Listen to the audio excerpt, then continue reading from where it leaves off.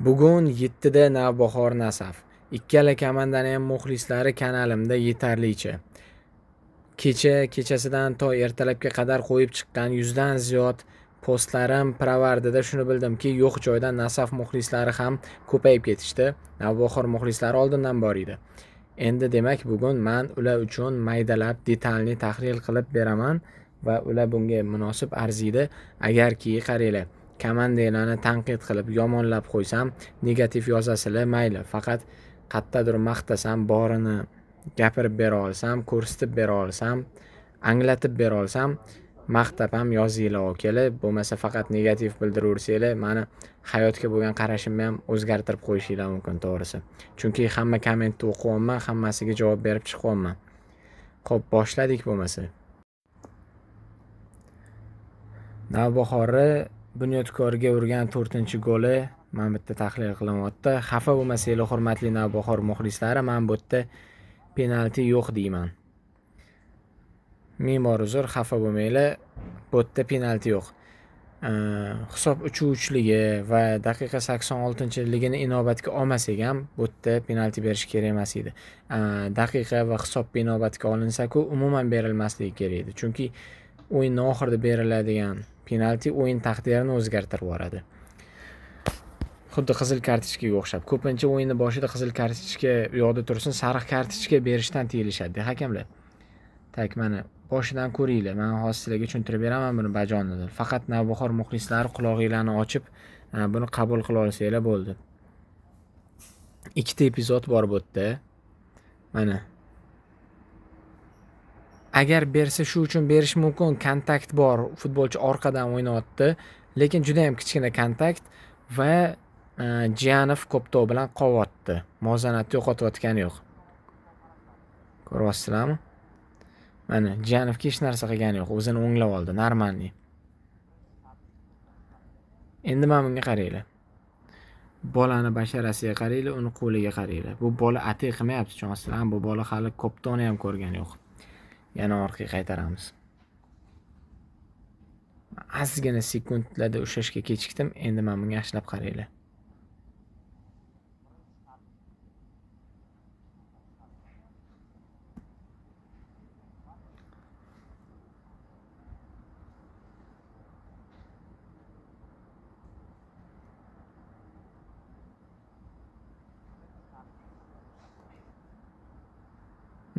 Ko'ryapsizlar.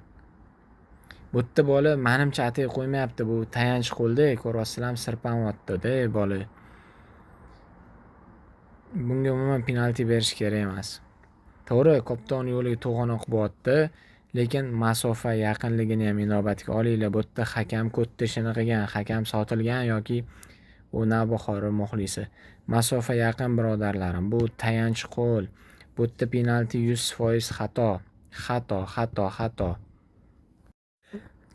Jamoalarni tahlil qilar ekanmiz, nafaqat urgan gollarni, balki o'tkazib yuborgan gollarni ham tahlil qilib, xatolarni bilib olsak bo'ladi-da.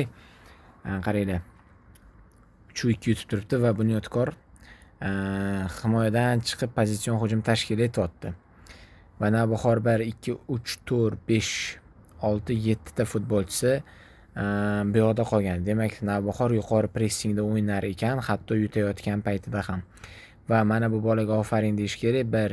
1-2 ta bolani o'rtasida mana bunaqasi ham Koptovni o'tkaza oldi. Davomini ko'ramiz bolalar.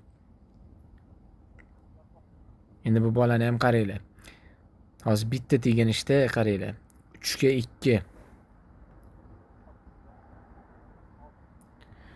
Ikkita futbolchining orasidan Koptovni o'tkazib bera oldi. Bunyodkor tezlanishiga ham ofarin. Navbahor himoyasi sekinligini e'tirof etish kerak. Ko'ryapsizlar, hamon yetib kelmadi. Bo'lmasa Koptov bilan yurayotgan bola nisbatan sekinroq yuradi.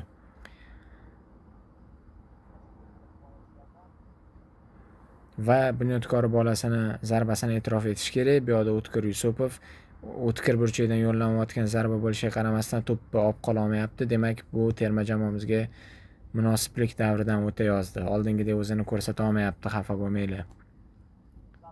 Mana gol. Baribir bunaqa o'tkir burchakdan darvozabon aybdor bo'ladi. Unga yetib olmagani uchun himoyachilar aybdor. Markazdagi pasni o'tkazib yuborgani uchun 2,5 himoyachi aybdor. Butun jamoa aybdor bu golda. Assalomu alaykum birodarlarim. Ming bor uzr yalang'och chiqayotganim uchun har doimgidek o'sha meni holatimga emas, gapirayotgan tahlillarimga e'tibor beringlar bo'ldi. Illo erkimiz xotinchaliklarga o'xshab igningga kiyim kiyib ol, senga qarashga boshqacha bo'lib ketolman degan prikolniy bo'lsa ham gaplar kerak emas. Xo'p, Navbahor Nasaf uchun qisqa tahlil bo'lishi kerak. 3 minutdan oshib ketsa Instagramga reels bo'lib tushmay qoladi. Xo'p, Navbahorni yaxshi va kamchilik tomonlarini aytamiz. Navbahor o'zini uyida muxlislari bilan to'lib toshgan stadionda o'ynaydi. O'zi shundoq ham Navbahor o'yinni boshidan ustunlikni qo'liga olib bosim bilan o'ynaydigan komanda. Yuqori pressingda o'ynaydigan komanda. Bu gapimni tasdiqlab keladi. Navbahor ishtirokidagi o'yinlarda ko'pincha tezkor gollar kiritiladi. Navbahor o'yinni boshidan bug'adi raqibini. Lekin bu komandani, ya'ni o'zi umuman yuqori pressingda o'ynaydigan komandani bitta kamchiligi qarshi hujumda qolib ketsa, sho'riga sho'rva to'kiladi, holiga maymunlar yig'laydi. Yana nima gaplar bo'lsa, hammasi mana shunaqa yuqori pressingda o'ynaydigan komandaga ataladi. Xo'p, chunki mana Navbahor o'zini ko'ryapman, Bunyodkor bilan o'yinini ko'rib chiqyapman. Komanda yutib turibdi, 7 ta bolasi Bunyodkorda tepada bug'yapti. Bunyodkor uzun pas bilan o'tib ketyapti, borib golini urib kelyapti. Ilyos Zeytullayev oddiy murabbiy emas, aqli bor inson va u bilyapti yuqori pressingda o'ynaydigan komandani kuydirish yagona yo'li qarshi hujumda. Xuddi shunaqa qarshi hujumni bizada otalari bu Dinamodan oldin Nasaf edi va aynan Osiyo Chempionlar Ligasida eslasanglar Al-Satlar bilan o'yinlarda qarshi hujumlarni yondirib yurardi Nasaf va ertaga Navbahor yutsa, o'sha bosimiga ko'ra yutadi. Nasaf uchun eng katta sinov 10-daqiqagacha bo'lgan vaqtda bo'ladi. Navbahor bug'adi, o'zi butun o'yin davomida bug'ib keladi, butun o'yin davomida individual pressing qilib keladi, tepada bug'ib keladi. Bunga bardosh berish oson emas. Nasaf uchun maslahat maydonga yosh bolalarni, tajribasiz bolalarni, koptoq bilan dovdiraydigan bolalarni tushirmasligi kerak. Bo'lmasa Neftchini Abdug'aniyevga o'xshab pressingda qolib ketsa dovdirab qoladi. Yana nima aytish mumkin? Nasaf agar mana shunaqa Navbahor bosimiga chidolsa va qarshi hujumlardan foydalana olsa yutib keta oladi. Navbahor bo'lsa xuddi o'sha pressingi, bosimini hisobiga yutib ketishi mumkin. Bu ertangi o'yinni yondirib beradigan yana bitta narsa. Navbahor chempion bo'lmoqchi va maqsadlari ham katta. Nasafda bo'lsa quyi ligaga tushib ketmaslik uchun kurashayotgan joyi ham yo'q, chempionlik uchun kurashayotgan joyi ham yo'q. Komandani hech qanaqa bosimi yo'q va yutqizib qo'ysa ham muxlislari Navbahordan uchraladigan mag'lubiyatga fojia yasab yubormaydi. O'shaning uchun Nasaf tashlashib beradi. Bu yoqda muxlislari hurmati, maqsadi hurmati, Navbahor ham tashlashadi. Bizadaqa betaraf muxlislar uchun zo'r sola-sol jang bo'ladi. Rostdan sola-sol bo'ladi. 19:00 da bo'ladigan o'yin uchun yana bitta gap. Navbahor yutish qiyin bo'lgan komanda emas. Navbahor yuqori pressingda ko'pchilik bo'lib o'ynayotgani hisobidan u komandani yutish mumkin. Bunyodkor ko'rsatib berdi. Bunyodkor Navbahorga 3 ta gol urib bera oldi. U o'yin 3-3 tugadi. 4-gol penalti bu xato narsa. U qaysi kallasi bilan o'z FHM uni tasdiqladi. Men 2 dunyo bir bo'lsa ham unga qo'shilmayman, boshqalar ham qo'shilmaydi. U yaqin masofadan qo'l koptoq qo'lga tegsa penalti berilmaydi. Bu bir. Ikkinchidan anu bolani qo'li tayanch bo'lib turibdi. U bolani boshi qatta yo'q, qo'li qatta. Havoda ko'tarilib turgan tayanch bo'lmayotgan qo'liga tekkanda ham boshqa gap edi. Xullas, Bunyodkor Navbahor uyida tashashib ketyapti, 3 ta gol urib ketyapti va Bunyodkorni oldin hamma komandaga gol urib yurgan joyi yo'q. Paxtakorga ham gol ura olmagan. Mana bugun Qo'qonga ham gol ura olmadi. Quyi o'rinda turgan Qo'qonga ham Bunyodkor yutqizib qo'ydi. Aytmoqchi bo'lganim, Nasaf va uning muxlislari Navbahordan hayiqishi unchalik kerak emas. Boyagi videoda aytganimdek, Navbahor Nasafdan ustun bo'lsa 20% ustun. U ham bo'lsa shu paytgacha yaxshi o'ynab kelayotgani uchun oxirgi turlarda va muxlislarining guvohligida qo'llab-quvvatlovida o'ynayotgani uchun. Atak o'sha Bunyodkorni qilgan ishidan xulosa chiqarsa Nasaf qarshi hujumlarda Navbahor yutib ketishi mumkin. Gol ura olishi mumkin. Va xuddi shunaqa gapni, ya'ni xuddi shunaqa tanqidni Nasafga ham qila olishimiz mumkin. Nasaf bir hujumi, bir gol ursa keyingi turda ura olmay qoladi. Himoyasi quruq o'yin o'tkazsa keyingi turda quruq o'yin o'tkaza olmay qoladi. Qayoqdagi Qo'qonni yuta olmayapti Nasaf. 0-0 o'ynab qo'yapti. Nasafda stabillik yo'q. bir yutadi, bir durang o'ynab qo'yadi, bir yutqizib qo'yadi. Mana shunaqa holatda. Lekin ertaga bu katta o'yinligi uchun bolalar mas'uliyat bilan harakat qilishsa, ikki tomon ham bir nima qilishi mumkin. Tahlillar yoqyaptimi, negativmi, ijobiy fikrmi, bosinglar, yozinglar, birgalikda futboldan kayf qilaylik. Navbahor tahlili davom etadi. Hisob 2-2. Ko'ryapsizlar, oddiy hujum. Hech qanaqa xavfli ko'rinayotgan joyi yo'q. Bunyodkor futbolchilari talaygina. To'p esa qanot bo'ylab o'sha xavfsizlashib ketyapti. Bu yerdan gol urish qiyin. Bu ursa ham ayb ko'proq Varatarda bo'ladi, bolaning ijrosidan ko'proqda. Endi qaranglar, Bunyodkor himoyasini men ko'p gapirganman, bu bolalar joy tanlashni bilmaydi deb, mana hozir yana bir bor shunga guvoh bo'lasizlar. Qaranglar. Ko'rinishidan juda ham oddiy vaziyat, ha?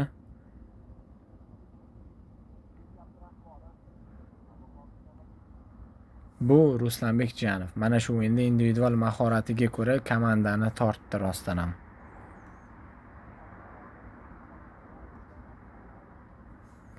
Bunga qaranglar.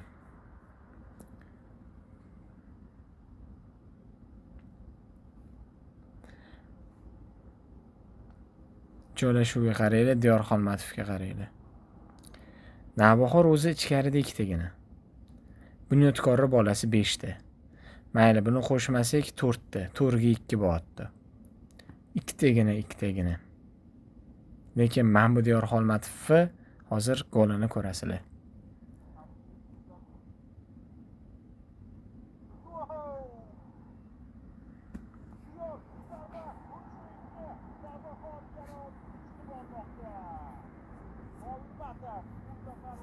Ko'ryapsizlar?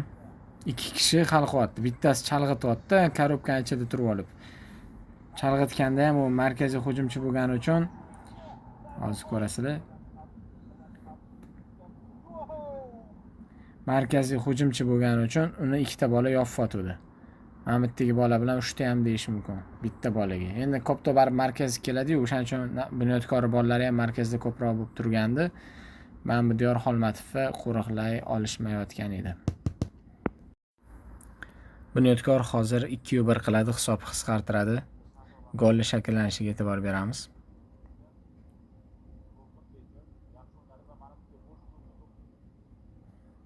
Qaranglar.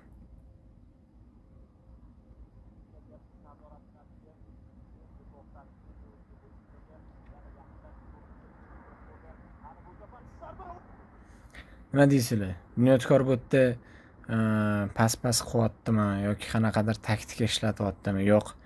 Bolani o'zi hal qilyapti. Bunyodkor taktikasi ishlagan joyi, Bunyodkor bu o'yinda uzun paslardan foydalangan, havodan o'ynagan va xuddi shunaqa bu bolaga Abdunabiyevga havodan pas keldi.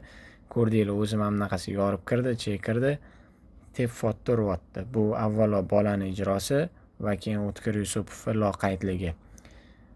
Bo'ldi, boshqa narsa yo'q bu yoqda. Xolasizlar, yana bir marta ko'rib olamiz. Ko'ryapsizlar, bolani o'zi yorib kiryapti, mana qaranglar.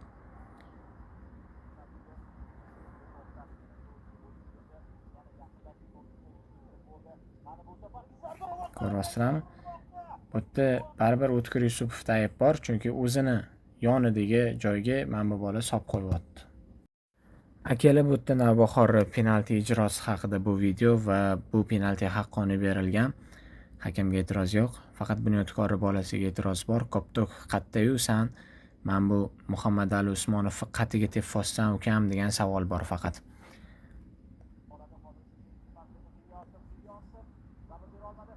Ko'ryapsizlarmi? Ozgina bo'lsa ham payqadinglarmi? Hozir takroriy lavha ko'rsatiladi. Baribir tizzasini orqasiga tepyapti-da, Koptok dumalab bu yoqqa ketyapti. Koptok havoda ham emas-da. Qanaqa tepish bu, qanaqa o'ylash bu? Qaranglar. Koptok yerda deb bo'lmasa havoda ham emas. Tizzasini orqasiga tepishdan qaranglar. Qaranglar.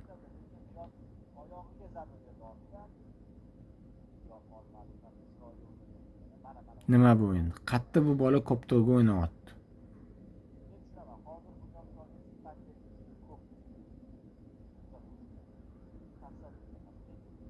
Ko'ryapsizlarmi? Koptok qatta-yu, bu oyog'iga tepyapti mayli, lekin qatiga tepyapti. Tizzasini orqasiga tepyapti. O'shaning uchun ham bu Bunyodkor bolalari juda tajribasiz. Navbahor boya aytganimdek mana 5-daqiqa tezkor gol. Bu komanda ishtirokida tezkor gollar ko'p bo'ladi. Tak, endi sanaymiz standartda necha kishi bo'lib kirar ekan. Umuman vaziyatda necha kishi qatnashyapti? 1 2 3 4 5 6 7 8 9 ta. Demak, mana bittagina full back turibdi va darvozabon turibdi. Shu ham ko'rsatadiki, Navbahor juda ko'pchilik bo'lib raqibga bosim o'tkazadi, ko'pchilik bo'lib hujum qiladi va o'shaning uchun ham haqli ravishda ko'p gollar uradi. Va shunga monand ravishda qarshi hujumga qolib ketsa, Mamitdagi bitta fullback hech narsa qila olmaydi. Va O'tkir Yusupov ham ko'p gol o'tkazib yuboradi. Mayli, endi golga qaranglar, bu yerda ham baribir Bunyodkor himoyachilarining aybi bor.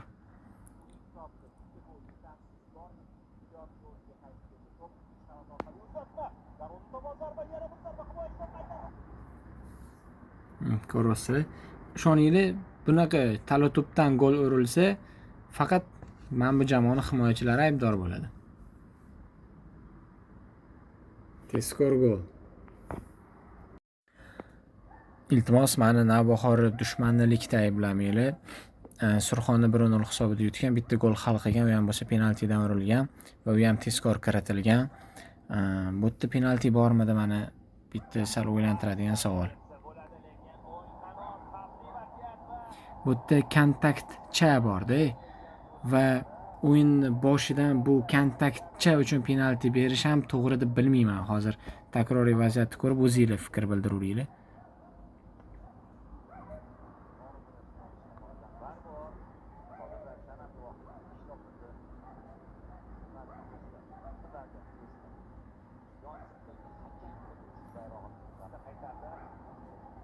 Hozir yana takrordan ko'rsatar balki. Ko'rsatmasa orqaga qaytarib ham ko'rsataveraman.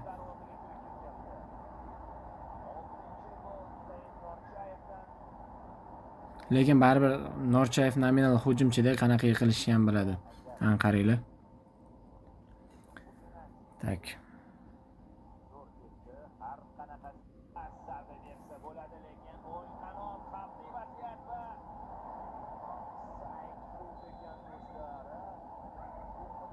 Navbahor muxlislari emas, betaraflar komment yozsin, bu yerda penalti bormidi?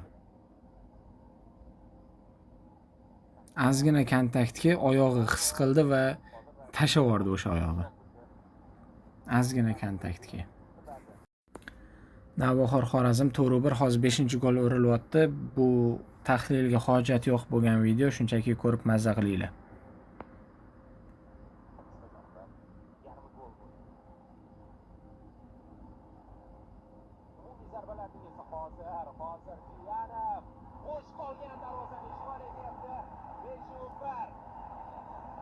Xohlasanglar buni o'zingizlar tahlil qilib qo'yinglar.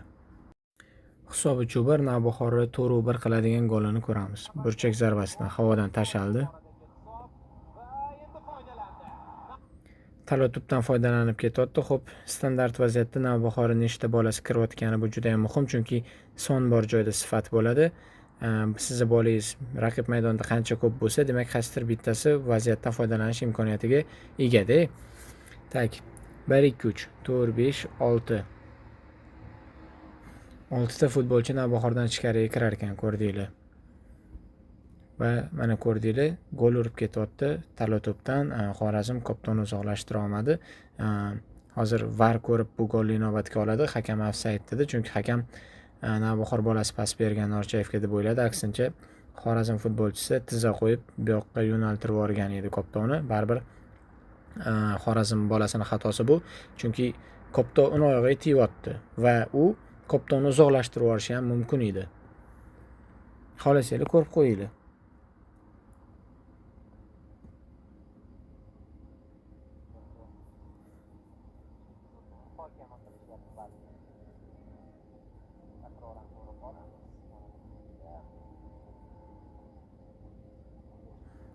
Ko'rdinglarmi yo'qmi? Xorazm bolasidan kopton Norchayevga kelyapti.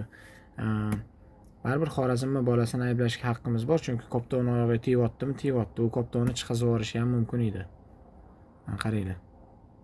Ko'ryapsizlarmi?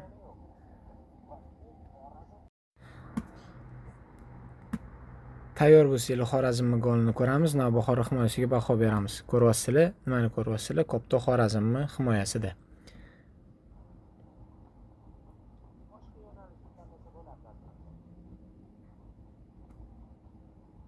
Xorazmning hujumi yaxshi imkoniyat bo'lishi mumkin.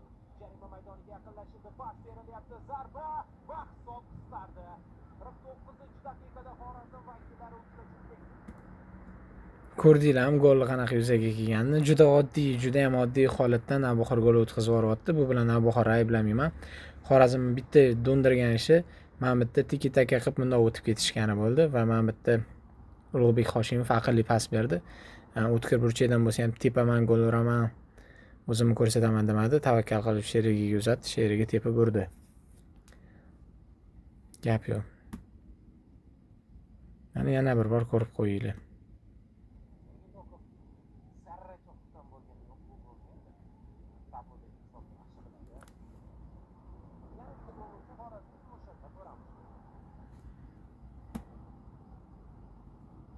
Oddiy boshlangan narsa gol bilan tugab ketyapti. Navbahor golini tahlil qilamiz. Uzatma botdan bo'ladi. Xorazm vakillari qo'riqlashi kerak bo'lgan bola bitta nominal hujumchi Husayn Norchayev. Bilasizlar, Navbahorda bo'ydor hujumkor futbolchilar yo'q. O'shaning uchun bu jamoa asosan yerlatib o'ynaydi, lekin bu safar bitta hujumchisi tomon uzatilinadi va Xorazm himoyachilari joy tanlashda qilgan xatoliklar tufayli gol yuz beradi. Ko'ringlar golni. Juda ham chiroyli gol. Husayn Norchayev ijrosida.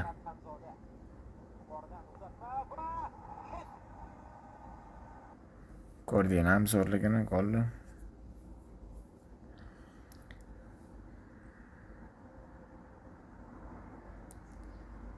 Mana bu paytga ham e'tibor bersanglar, Xorazmni bu bolasini aytaylik, buni yopmoqchi bo'ldi, buni yopmoqchi bo'ldi. Nominal hujumchi yopilmay qolib ketdi.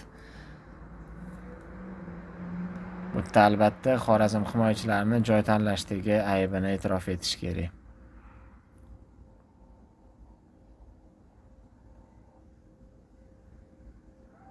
Qaranglar.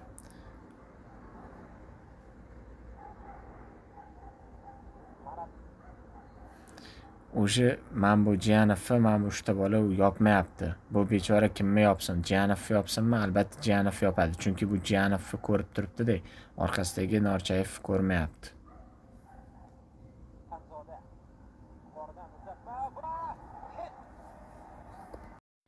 Mana Navbahor ikkinchi golni tahlil qilamiz. Bilasizlarmi, Navbahor hujum chizig'i asosan yoshlardan iborat va bu yoshlar o'z nomiga mos tezkor. Yosh so'zini baribir sinonimi tezkorlikda. U qanotda Ruslan Jiyanov ham tezkor harakat qila oladi, yetmaganligi individual mahorati ham bor va bu yoqdagi Muhammadali Usmonov ham xuddi shunaqa. Yosh, tezkor, texnik jihatdan yutuq futbolchi. Norchayev havodagi to'plarni ustasi va joy tanlashda ham usta, haqiqiy toza nominal hujumchi. Golni ko'ringlar. Markazlashyapti. Keyin Abbos Otaxonov chalg'itib, Koptonni bu yoqqa qarab olib ketyapti, ko'ryapsizlar. Keyin ichiga tashlaydi. O'sha Barsada Alba shunaqa qilardi. Bu yoqdan kirib kelardi, ichiga tashirdi. Endi bu oddiy narsa. Bunga Xorazm bolalarini aqli yetmayotganiga qoyil qolish kerak. Ko'proq mana bu bolani bergan pasiga va nominal hujumchini yana yopa olishmaganiga qoyil qolish kerak. Xorazm nominal hujumchiga tayyorlanmay ketdi chog'i. Chunki asosan Superligada ko'p e'tibor bersanglar, kimga nominal hujumchiga tayyorlanishadi. Nominal hujumchini nafaqat bir kishi, balki ikki kishi yopib yuradi. Lekin Xorazm futbolchilari Norchayevni bir tinga olishmagani bu yerda pand bergan. Qaranglar. Mana bu Husayn Norchayev.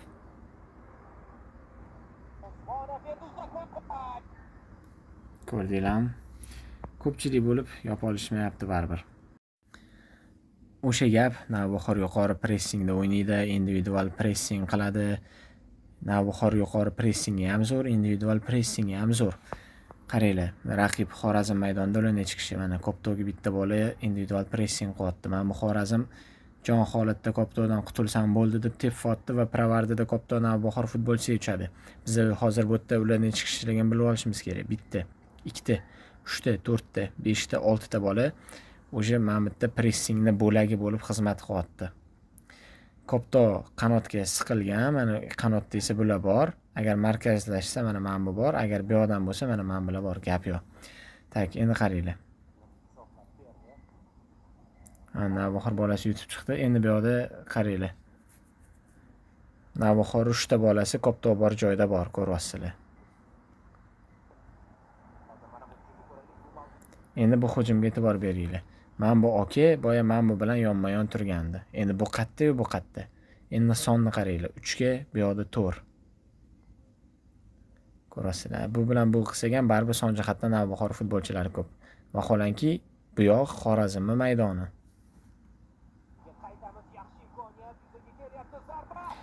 Tabiiyki son jihatdan ko'p bo'lgandan keyin imkoniyat bo'ladi, ko'proq bo'ladi. Navbahorga malades, yuqori pressingni otalari shular. O'sha shov-shuv bo'lgan o'yin. Navbahordan xato qidiramiz va buning uchun Neftchini golini ko'ramiz. Xo'p, standart vaziyat. Neftchi bo'ladi necha kishi sanaymiz.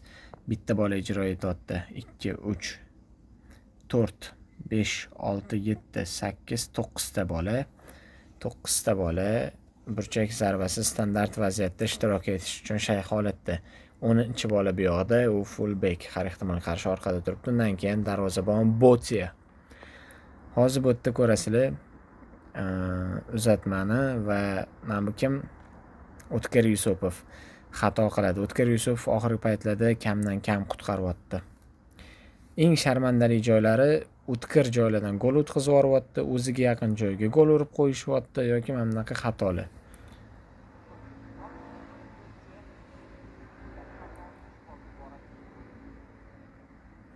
Qaranglar.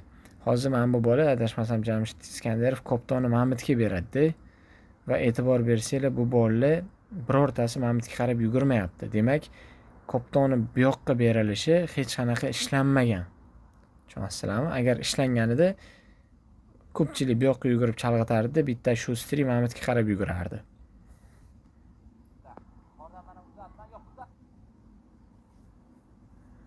Buni yuzaga kelishini qaranglar.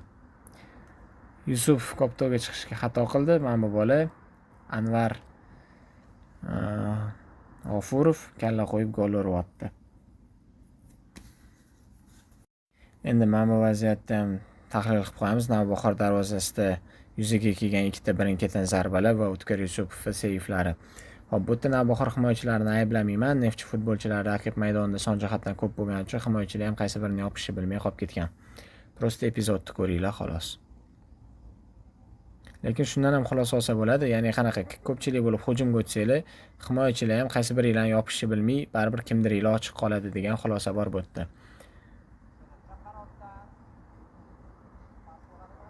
Buni qaranglar. Neftchini mana bu yerda 3 ta bolasi markazga kirib olgan. Bu ham katta gap, lekin ishoninglar. 3 ta bola markazda va Navbahordan bu yerda 4 ta bola 3 ta bolaga qarayapti. Son jihatdan hammasi yaxshi. Lekin uzatma kutilmaganda bu yoqqa bo'lmadi-da, bu yoqqa bo'ldi va bu yoqda hech kim yo'q edi. Iskandarov mana zarba beryapti.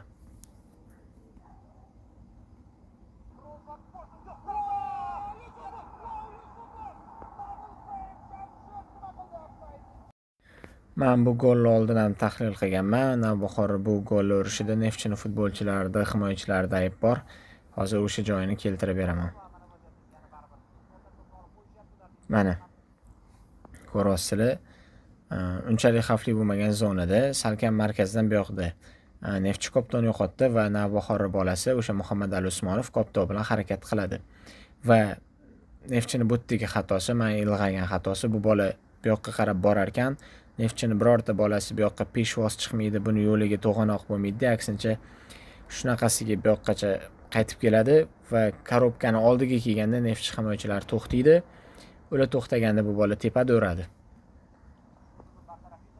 Qaranglar, hech kim peshvoz chiqmayapti, hamma orqaga qaytyapti. Mana o'sha Neftchini bolalar to'xtaganda kallani ishlatyapti, tepyapti va gol yuzaga kelyapti. Ko'ryapsizlarmi? Bu yerda bolani ijrosini maqtaymiz. Shotdan tepib ura olayotganiga 5 va Neftchini himoyachilari aybdor. O'sha sentrdan bu yoqqacha, Mamutgacha dashi bolalar orqaga qochib kelishdi va to'xtagan joyini qaranglar-da. Xavfli zonada to'xtashyapti. Mana bitta to'xta. Neftchini yana bitta olis masofadan uzatiladigan zarbasi va yana joy tanlashdagi aqlli qaror va Navbahor goli havodan kalla bilan urilyapti. Neftchi nima? Navbahor yana bir marta xuddi shunaqa gol uryapti. Demak, bu jamoaga xos uslub. Hozir ko'rasizlar. O'ng qanotdan kira olmadi, ko'rdinglar, yopiq va markazga qaytyapti. Markaz orqali bu yoqqa ko'chib ketadi.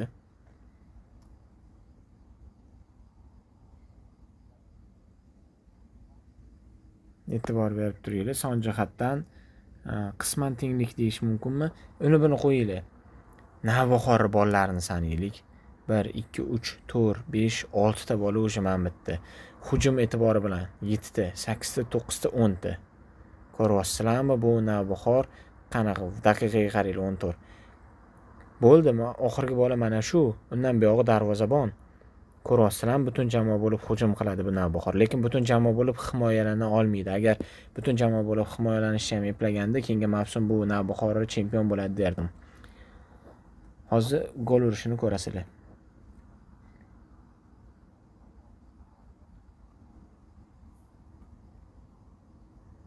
Tak, sanaymiz. 1 2 3 4. Qizilqum futbolchilari ham 4 ta. Ko'ryapsizlarmi? Raqib maydonida son jihatdan tenglik qila olyapti. Ko'pchilik bo'lib hujumga o'tishi tuhfasi bu. Va gol.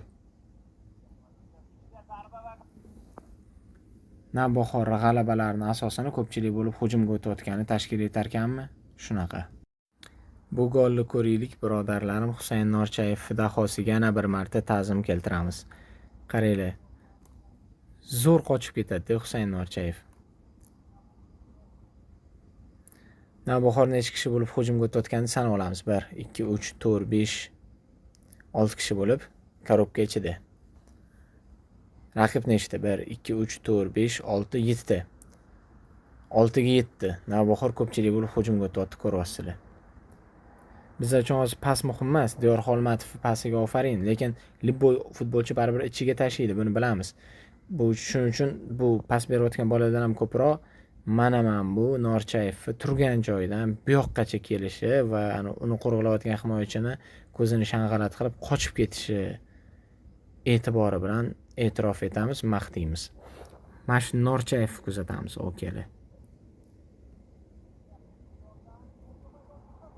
Ko'rdinglarmi? Boya mana bitta edi. Bu yoqqa keldi, tepib turyapti. Qochib ketyapti, ko'ryapsizlarmi? Qochib ketyapti. Norchayev mana shu qochib ketishiga ko'ra hammani kuydirib yuribdi. Bu Norchayevga qarshi 1 sekund uxlab qolib bo'lmaydi. Ayniqsa mana shu yerda. Bu Norchayev zonasi. Navbahor hujumiga e'tibor beramiz. Chunki gol individual mahoratga ko'ra kiritilgan. Mana bitta Norchayev koptoni qabul qilib olib, yo'qotib qo'ymagani uchun ham tasannolar aytish kerak bunga. Chunki bu yolg'iz. Kopton o'zida ushab tura olyapti. Sherigini kutdi, keldi. Koptoni berdi, o'zi markazlashib ketdi. Top markazdan chapga ko'chyapti. Mana. Pas berish uchun ham yaxshi. Jarima maydoni ichida Navbahor 3 ta bolasi bor. Kurashib ko'rsa bo'ladi bu bolalar, lekin olisdan ko'ryapsizlar, tepib uradi hozir.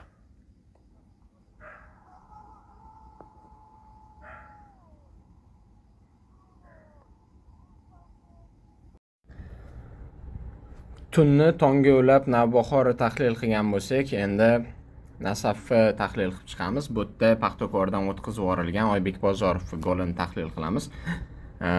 Adashmasam 78-daqiqa va Paxtakorga gol g'alaba juda ham zarurligi uchun ko'ryapsizlar, 8 kishi bo'lib, tashqarida 4 ta, ichkarida 4 ta Paxtakor g'alabaga intilyapti. Raqib maydonida ular 8 kishi.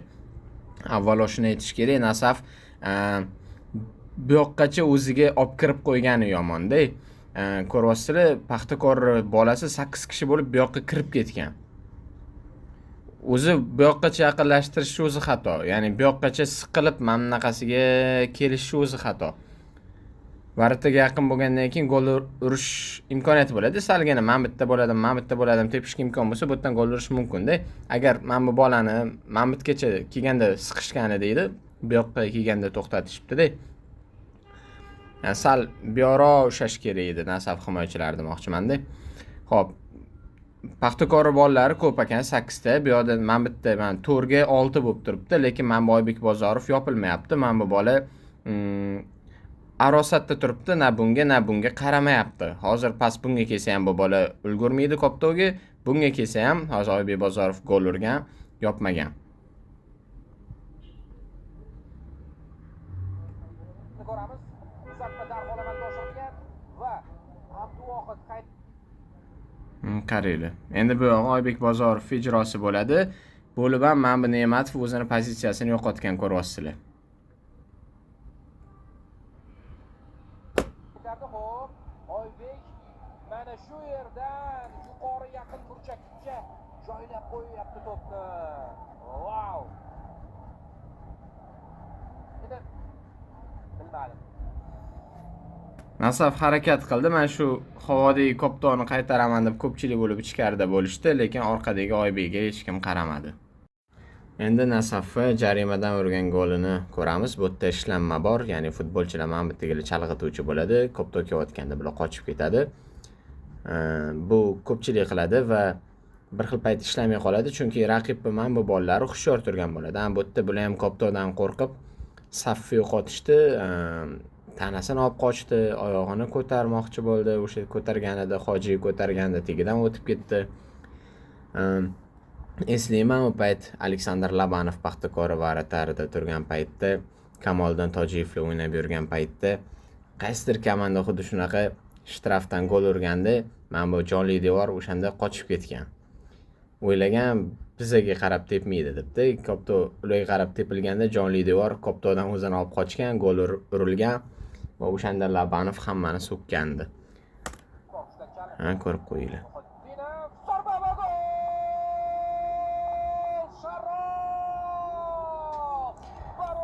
Bu yerda faqat o'sha Hoji Akbar Alijonov sal ko'proq aybdor. Quvvatovni ayblamaymiz, chunki Koptonni ko'rmagan. Kech ko'rdi-da. Va Quvvatovning ham qaytarish imkoni qolmadi. Shu edi zarba. Qarayli. Mana bu yerda Hoji Akbar Alijonov teskari o'girilib olgani komandasiga pand bergan. Nasafni himoyadagi xatosi tufayli yuzaga kelgan goli Alibek Davronov hech qanaqasiga o'sha tepganini oqlab bo'lmaydi. Varatariga qarab tepotdi. Aytaylik, u Ne'matovga kelganda ham havodan tepotdi. U Ne'matov ushab qola olmaydi. Raqib hujumchisi pressing qilaman deb darvozabonga qarab yugurib keladi. Bunaqa darvozabonga o'zi pas berish xavfli, havodan berishchi. U darvozabon uni to'xtatib olishi kerak-ku. Alibek Davronov juda katta xato qilgan. Umar Eshmurodov malades, u qanotga tepish kerak edi deb o'rgatyapti. Ishqilib bola bilim oldi zato. Qarayli. Quvvatov Paxtakor varatari tepdi. Mana bu yerda Chenodu to'pni yuta olmaydi. Aksiga olib Nasaf bolasi ham yuta olmaydi. Yerdan sapchib oldinga chiqib ketadi, qarayli. 2 ga 1 vaziyat. Alibek Davronov tezligiga ko'ra vaqtli keladi mana. Va Koptonni qarayli. Alibek Davronovda Koptonni tep forishga imkoniyat bor. U bola hozir chapag'ay zarba yo'llayapti. Demak, chap oyoq uchun bu yoq noqulay deylik. Bu yoqqa tepishi mumkin yoki mana bunaqasiga outga tep forishi mumkin. To'g'rimi? Yoki yengilgina pas berishi mumkin, kuchayib ketadi yoki bu yoqqa tepsa bo'ladi, mana bu yoqqa. Lekin u darvozabonga tepadi, tepganda ham juda ham noqulay tepadi. Buni qaranglar. Koptonni havodan ketganini qaranglar. Qaraylar endi buni. Xo'p, aytaylik, bu varatarga kelyapti ham deylik, unga oson bo'lmaydi. Qo'liga ushlab ola olmasa, mana buni qaraylar. Hozir Umar Eshmurodov o'rgatadi. Qarab turinglar. Ana, qanotga tep formaysanmi dot.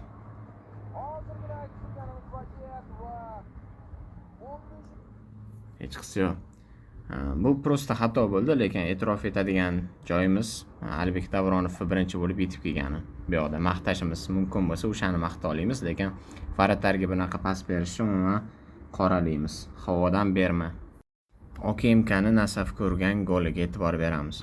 OKMK bu yerda qanotdan birinchi marta Koptonni tashladi, himoya bartaraf etdi. Ko'ryapsizlar, Nasaf o'sha korobkani ichiga mana shunaqa terilib oladi. Telegram kanalimga ham yozdim. Chuqur himoyaga kirib oladi. Hop 1 2 3 4 5 6 7 8 ta 9 ta bolasi bilan himoyalanyapti. 10-bola mana bitta bo'lsa kerak, u qarshi hujumlar uchun. Korobkani ichiga kirib olishyapti, chuqur himoyaga kirib olishyapti Nasaf bolalari. Natijada mana raqibga orqada pas o'ynashga imkoniyat yuzaga kelyapti.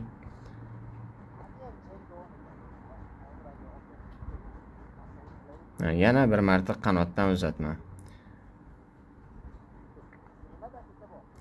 Mana bitta Georgiy Papa va G'olib G'aybullayev yutib kalla qo'yyapti va Ne'matov qaytargan to'pni Sharof Muhiddinov qo'riqlayotgan. Avazbek O'lmasaliyev golga aylantirib ketyapti. Yuqorida to'g'rildi va gol! Hisob qisqardi. Do'stlar, Ne'matov qad nima qilsin? Lekin Nasaf ichkarida ko'pchilik bo'lib turgani yetmagandik, men bilan quruqlab ham ola olmayapti. qaytgan to'pga maydonga jamoa yangi futbolchisi Ivan Okimkan bolasi ichkarida 3 ta bo'lsa, Nasaf bolasi nechta edi qaranglar. 5 ta edi. Agar mana shuni o'zini olib qarasak, 3 ga 5 edi, shunda ham yutqizishdi. Hozir Nasafni urgan golini tahlil qilamiz. Bu yerda Sharof Muhiddinov Reydidan ham ko'ra OKMK himoyachilarini ayblaymiz. Qaranglar, Kopto bilan Sharof maydon markazi. Va u qayerda to'pdan qutulishiga e'tibor beringlar, qachon qutulishiga ham e'tibor beringlar. Nasaf markazdan o'ynayapti. Qanotlarda hech kim yo'q, ko'ryapsizlar, markazdan bosyapti. Nasaf butdan Sharof Muhiddinov mana bunaqasi siljib ketyapti. Nima uchun bu yoqqa qarab yurib ketyapti? Nima deb o'ylaysizlar? Chunki unga hech kim peshvoz chiqmayapti. Hech qaysi raqib futbolchisi to'xtab uni kutib olmayapti, unga qarshilik qilmayapti. Sharof bo'lsa yo'li ochilib xuddi mashinaga o'xshayapti-da. Mashina qancha yursa farasi yo'llarni yoritib ketaveradi-yu. Men bilan ham xuddi shunaqa Sharof qancha kelsa orqaga qarab qochib ketaveryapti. Qaranglar. O'sha mana to'xtadi. Qaranglar mana shu bolaga. O'sha mana bu bola to'xtab keldi, kallani ishlatdi va endi nima bo'ladi? Sharof to'pni qanotga uzatadi. Ko'rdinglar, Adenisga uzatilindi. Adenis yaxshi bola, bunda chizadi hozir. Endi bu yog'i ijro. Endi bu yog'i faqat ijro, chunki o'tkir burchak va o'shani ham darvozabon yopib turibdi. Pas berib bo'lmaydi, ikkitaga ikkita himoya. Bunaqa payt tepish kerak. Hatto osmonga tepsa ham murabbiy nega tepding deyishga haqqi yo'q, chunki bunaqa payt faqat tepish kerak. Bu yog'i ijro, bu yog'i darvozabonning xatosi. Endi ozgina maydalashib tahlil qilamiz. Bu yerda to'p Ne'matovga kelyapti. Ne'matov hozir tepib yuboradi va xolanki bu yoq bilan pas o'ynash ehtimoli bor edi. Men bu Okimkan ikkita bolasiga qarasanglar, bo'la turgan joy half space deb ataladi. Ya'ni u anitda ham turishmaydi, markazda ham turishmaydi. Qanot bilan markazi o'rtasida turishadi. Bu zona half space deb ataladi. Mana shunaqasiga ham ikkita kelyapti. Keyin mana bu biratni qaranglar. Pas berish mumkin bo'lgan variantni yopib, bu yoqqa kelyapti. Tushunasizlar? Darvozabonga pressingda 1+1 ish qilyapti. Ya'ni pas berish mumkin bo'lgan variantni yopib kelyapti va darvozabonga pressing o'tkazmoqchi. Endi bu yoqda tep foradi. Agar tep formaganda bu baribir varatarga qarab borardi. Qaranglar. Ne'matov tepdi. O'yin tugagandan keyin mana shu bolaga qiziqqanimda, bu yosh bola ekan, OKMK bu bolani kashf etish jarayonida ekan. Endi o'shaning uchun bu bolani xatosiga ko'z yumamiz, chunki bu yosh bola ekan. Mana bitta Koptoga yutqizib qo'ydi bu bola. O'zi umuman joy tanlashda yutqizib qo'ydi bu bola. Boshida ham bunaqasi turuvdi, keyin Kopto uzoqdan kelayotganini bilib orqaga qarab yugurdi. O'sha na Bobur Abduxoliqovni yo'qotdi, na Koptoni yo'qotdi bu.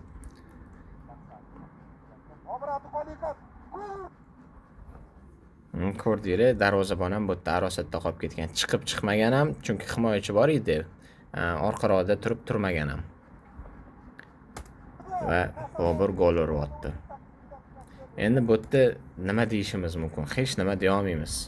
xatodan gol urilyapti. Oddiy vaziyat bo'lganda va tajribali himoyachi bo'lganda yutqizmas edi, chunki u to'g'ri joy tanlardi va Kopto to'g'ri himoyachini boshiga kelardi. Bobirni bo'yi kichkina va himoyachi yutib olardi baribir. O'sha bolani xatosi Bobirni goli. Nasafni uchrashuvda yagona bo'lgan golini tahlil qilamiz. Tak, Nasaf 1-2, 3, 4, 5, 6, 7, 8. Men bu 9tami shunaqa. Nasaf mana shunaqa ko'pchilik bo'lib ichkariga kiryapti, chunki g'alabaga intilyapti. Bu yerda ayb Qizilqum himoyachilarida deymiz, chunki Kopto bu to gol bo'lguncha adashmasam 3 marta Qizilqum futbolchisiga tegadi. Ya'ni 3 marta ular Koptoni yo bu yoqqa tep forish vaziyatdan uzoqlashtirishga imkoni bor edi, lekin buni eplay olishmadi. Demak, Qizilqumda ayb. Qaraylik, uzatma bo'ladi.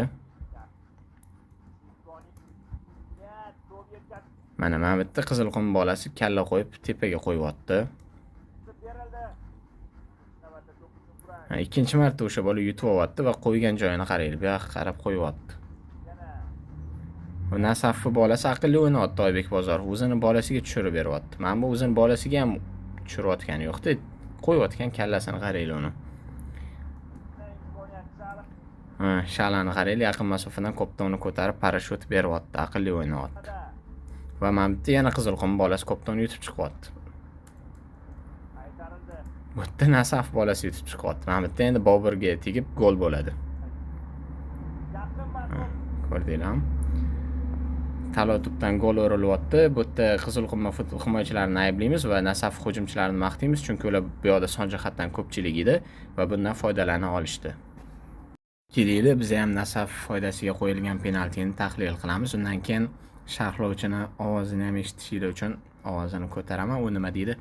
Qachongacha ura olmaysan penaltilarni, deydi Zafar Murodga qarab. Eslasanglar, Osiyo chempionatida Zafar Murod penaltini ura olmagandi.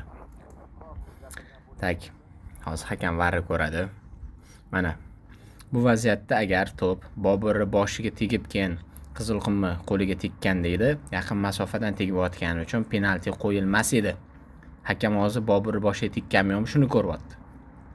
Yaqin masofadan Bobirning boshi orqali Kopto Qizilqumni qaysi komanda xullas Qizilqum shuni boshiga qo'liga tekkan bo'lsa penalti bermasdi hakam, chunki masofa yaqin. Navbahor Bunyodkor o'yinida shu yaqin masofadan Bunyodkor bolasini qo'liga Kopto tekkan, hakam penalti qo'yib yuborgan.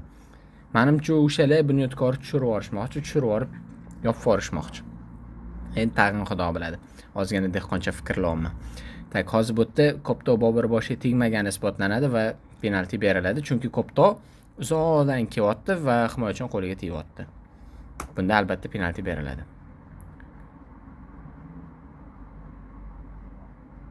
Qaraylar, Bobirning boshiga tekkanmi yo'qmi shu ko'rilyapti.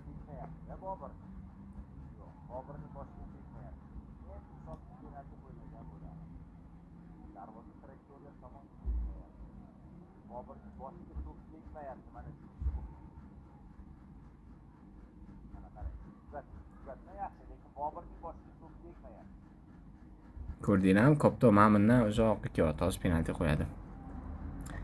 Tak, ovozi maksimal ko'tarilgan. Zafar Murod tepada, hozir eshitdinglar.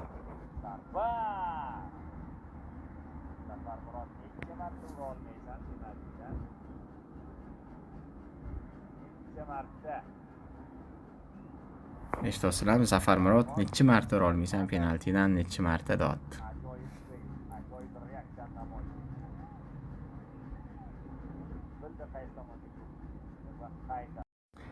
Nasaf Mashal bilan hisobni tenglashtirgan vaziyatni ko'ramiz. Hujum markazdan qanotga ko'chdi.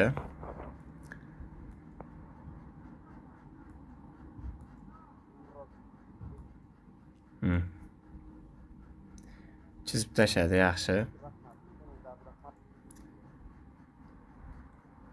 Tak, bu yoqda baholaydigan bo'lsak, men bu bola to'g'ri qilyapti. Bu Kopto bor bolaga qarab ketayotgandi. Men buni yopyapti. Men bu o'rtadagi oka nima qilyapti? Bu bo'sh.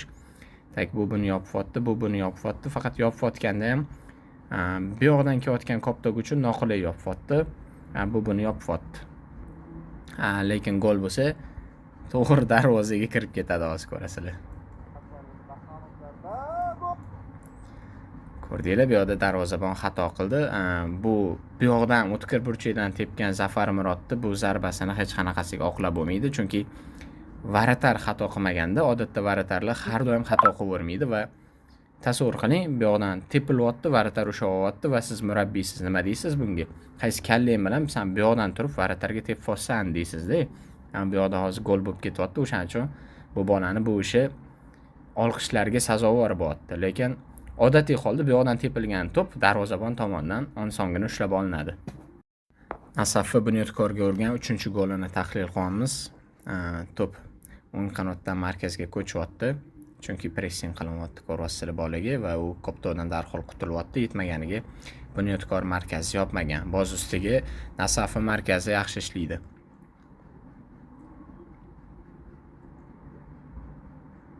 Mana, men hujumchi ham qaytishga shoshmayapti. Bu aka bemalol o'ng qanot kuzatdi va o'ng qanotda pressing qilyapti. Bu nima qiladi? Qanot bo'ylab chizadi.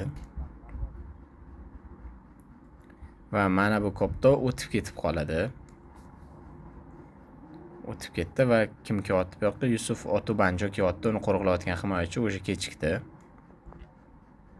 Va bu yoqda qaranglar. 3-1 vaziyat. Nasaf bolasi ham kechikkan, o'zini taklif etishga kechikkan.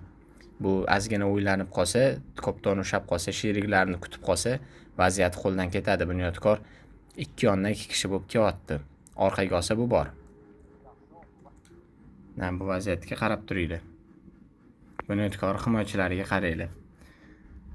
Men bu nima qilyapti bilmayman, nimaga Kopton olib qola olmayapti.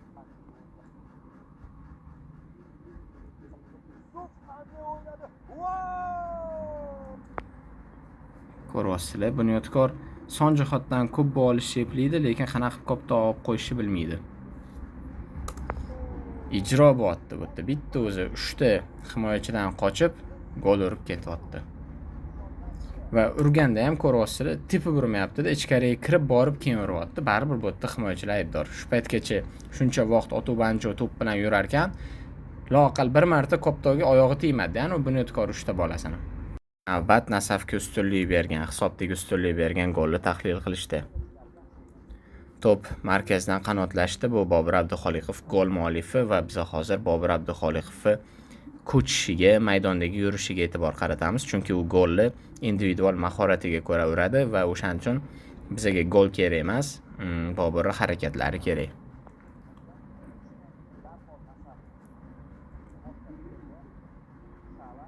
Bobur qaranglar, bu chetda. Hozir markazga qanaqa borishini ko'ramiz. Boburga bu bola yaqin edi va u qanaqa Bobur yo'qotib qo'yganiga ham e'tibor beringlar. Mana. O'sha bu Boburni unutdi. Bularni ham xayoli bu yoqda. Boburga hech kim qaramayapti, ko'ryapsizlar. Ko'ryapsizlar? Botdan bu yoqqa keldi. Buni xayoli bu yoqda edi. Mana ikkitaning xayoli ham bu yoqda edi. Boburni hech kim ko'rmadi. Analitiklikka o'qitilayotgan paytda shunaqa narsa o'rgatilinadi. Oddiy muxlis bilan analitik farqi. Oddiy muxlis faqat Koptonni ko'radi. Men bular singari, futbolchilar singari bular faqat Koptonga qarayapti.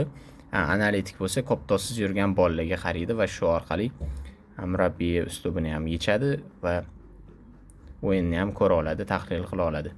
Ko'ryapsizlar, 3 ta bolani xayoli Kopto deydi. Bobur sekingina bu yoqdan bundoq keldi. Boburga hech kim qaramadi. Mana Bobur hech kim qaramayapti, hech kim yo'liga to'g'anoq bo'lmayapti va bu yoq ijro.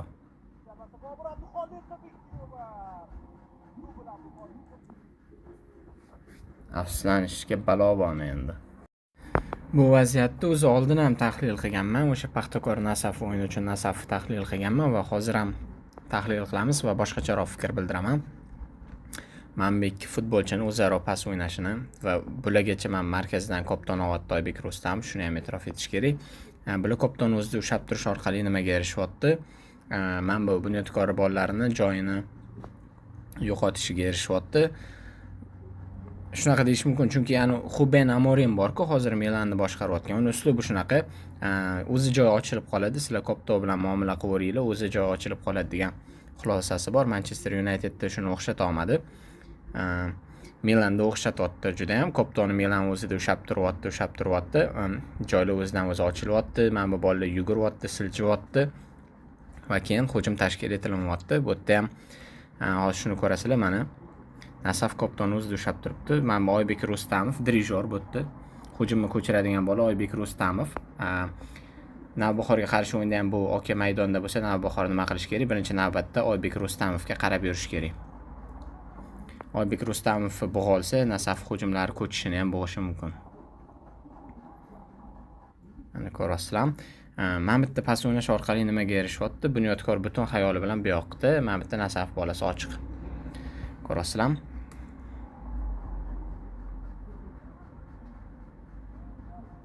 Endi hujum o'ng tarafga qarab ko'chib ketdi. Va tushungan odam biladiki, Nasaf bu yerdan kira olmadi, bu yerdan non topmadi va hujumni bu yoqqa ko'chiryapti. Kallasi ishlagan odam bu yoqqa ko'chish kerak. Bunyodkori bolalari ham mana o'zi Koptov markazdan bu yoqqa qarab ketadigan bo'lib turibdi. Bu yoq yopiqlik uchun va men buni hali Abdurahmatovmi, o'shani hech kim hali yopgani yo'q. Ko'rdinglar, endi keldi. Va bu yog'iga Abdurahmatovdan reyd ko'ramiz. Pas berdi. Otubanjo to'g'rilab berdi, Bobur gol uryapti. Ko'rdinglarmi? Men yarim himoyada mana bunaqa pas ushlab turishni Yevropada ko'pchilik komanda qiladi.